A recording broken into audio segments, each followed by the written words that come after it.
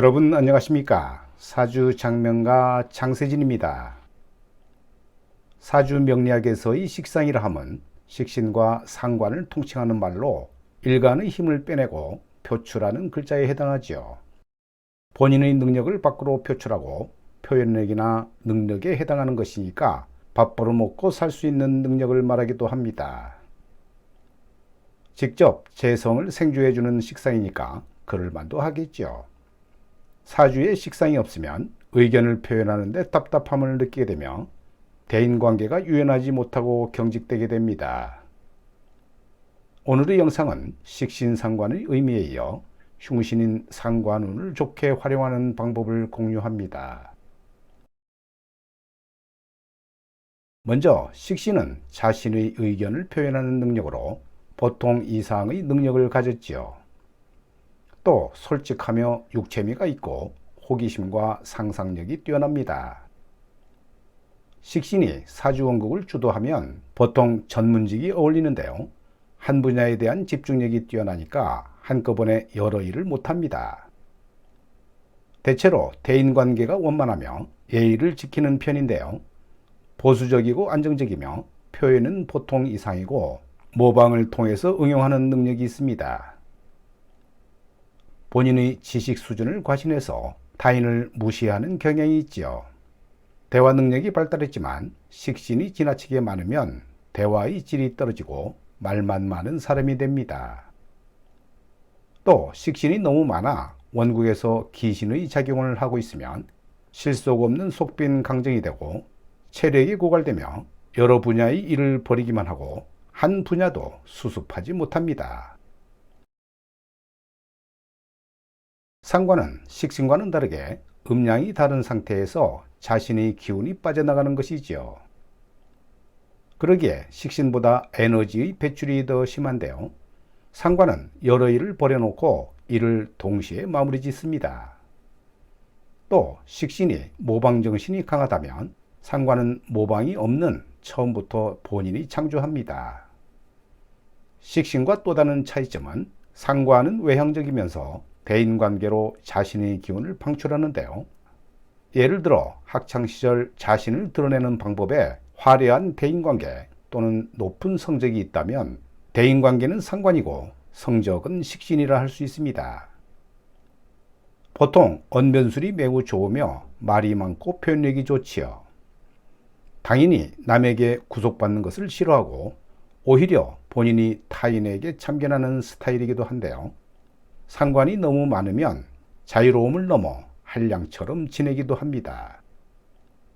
자기 과신이 심하고 편법에 능하며 쓸데없이 파격적인 것을 추구하기도 하죠. 상관이 기신 역할을 하는 경우에는 반항적인 기질이 있고 하극상의 아이콘이 되기도 합니다. 자신의 말이 상대의 기분을 상하게 하는 것을 잘 알지 못하는 경우도 있지만 상관이 적절하다면 보통 이상의 총명함, 지혜, 사교성을 가져다 줍니다.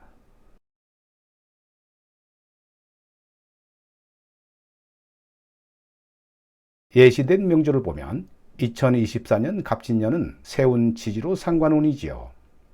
상관운이면 직장인은 상사와 트러블이 잘 생기는데요. 규정을 어기고 정도를 어기니까 상사의 눈에 많이 거슬리기 때문이고 동료와도 어긋나게 되는데요. 이 역시 자꾸 룰을 어기기 때문입니다. 아랫사람하고는 좋을 수도 있고 나쁠 수도 있는데요. 이는 아랫사람을 편애하기 때문이죠.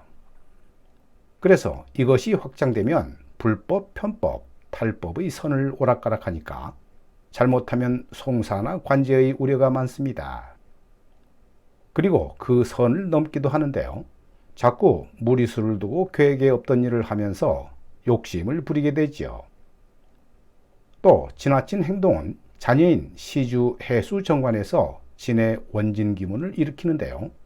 그래서 자녀가 이상 행동을 보이게 됩니다. 부모 입장에서는 내가 잘 키워주고 용돈 주고 사랑을 주었건만 너는 왜 밖에서 일만 벌이고 부모 속을 썩이느냐고 하겠지만 사실은 집에서 오는 진토 상관 때문에 자녀가 그런 행동을 보이는 것이고 또 나의 주관적인 시각에서 그런 평가를 하는 것입니다. 사실은 원진 기문으로 자녀가 속을 썩이는 것이 아니라 내 사주가 그렇게 만드는 것일 수도 있는데요. 이것은 일반적으로 사주에 휩쓸려 다니는 사람이 겪는 문제이고, 사주를 잘 해석하는 사람은 이런 일들이 일어날 것을 미리 예상하고 잘 헤쳐나가든지 아니면 상관을 잘 활용할 수 있는 능력이 있습니다. 상관을 좋게 활용하는 방법은 진토 상관을 새로운 경험으로 승화시키는 것이지요. 즉, 그동안 안 해본 것들을 도전하고 시도하고 가담을 해보는 것입니다. 원래 상관이 법을 어기기도 하지만 내 고정관념을 극복해내는 작용도 하는데요. 나쁘게 해석하니까 법을 어기는 것이지, 좋게 해석하면 주관적이고 고정관념을 깨는 것도 해당합니다. 원래 식상은 재성을 생하지요. 남자에게는 아내를 사랑해주는 방식이고, 여자에게는 자녀에게 한없는 사랑을 베푸는 방식입니다. 그런데 식신은 너무 정형화되어 있고 너무 규칙적이고 올바른 모습이어서 식상할 수 있지만, 대신에 장점은 꾸준한 사랑의 방식이라는 것인데요. 올해 상관이 들어와 있으니 변칙적인 사랑의 방식을 택하면 될 것입니다. 남자의 경우에 돈으로 보상을 해주는 사랑의 방식인데요. 변칙적으로 큰 금전적인 선물을 하는 방법. 여자의 경우에는 자녀에게 공부만 하라고 하지 말고 올 한 해는 공부 대신에 여행을 하면서 세상 공부를 해보라고 하는 방법은 어떨까요? 사람 사는 게 별게 없고 사주팔자도 별게 없지요. 다 마음먹기에 따라 달라지는 것이고 내가 하기 나름입니다.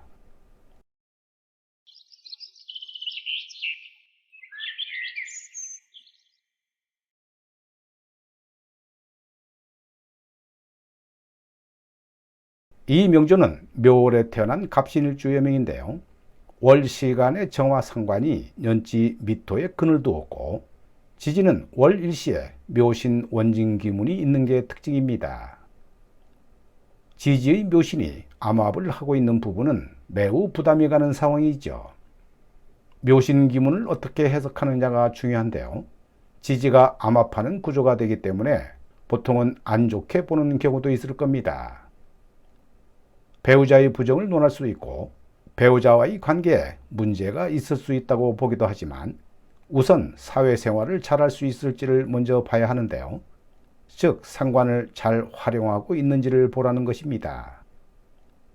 여기서는 천간의 정화 상관이 운동성이 매우 강하게 나타나지요. 비록 월지에 통근하지 못해 왕하지는 않더라도 미토에 통근하고 생재로 가려하기 때문인데요. 만일 직장생활을 잘한다면 묘신이라는 원진 기문을 사회생활로서 대신하면 괜찮을 수 있을 겁니다. 여명이기 때문에 출산 휴가나 육아휴직을 적절히 활용하고, 또 배우자가 나 대신에 집안일을 한다거나 법이나 의료, 공공기관에 다니면 상당히 괜찮을 수 있습니다. 한마디로 사회생활의 중단으로 어느 정도 때울 수 있다는 것이지요. 상관이 천간에 2개씩 있음으로 해서 아무래도 상관 성질이 나올 수는 있는데요. 위 사주로 봐서 한 성격 할 수 있을 것 같고 늘 구설수를 조심해야 할 것으로 보입니다. 오늘 영상은 여기까지입니다. 여러분 대단히 감사합니다.